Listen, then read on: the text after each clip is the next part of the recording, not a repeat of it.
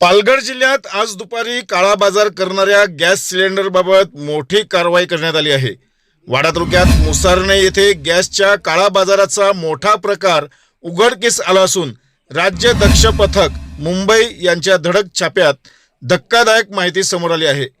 घरगुती गॅस सिलेंडरमधून व्यावसायिक सिलेंडरमध्ये बेकायदेशीररित्या गॅस भरला जात असल्याचे सांगण्यात येत आहे।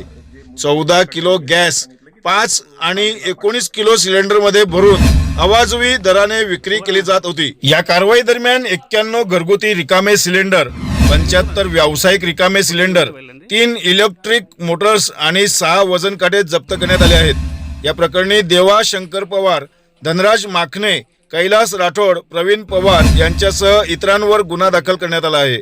वाडा तालुक्यातील मुसारणे परिसरातील हा काळा बाजार गेल्या 2 महिन्यांपासून सुरू असल्याची माहिती समोर येत आहे।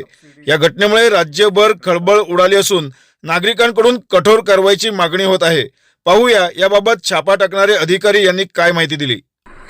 माननीय नियंत्रक शिदा पटक मुंबई यांना खासगी आणि गुप्त माहिती मिळाली होती की इथे सिलेंडरचा काळा बाजार चालतो।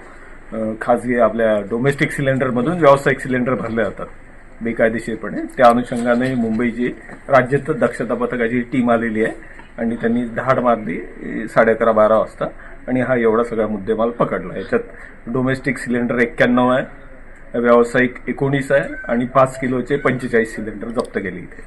हे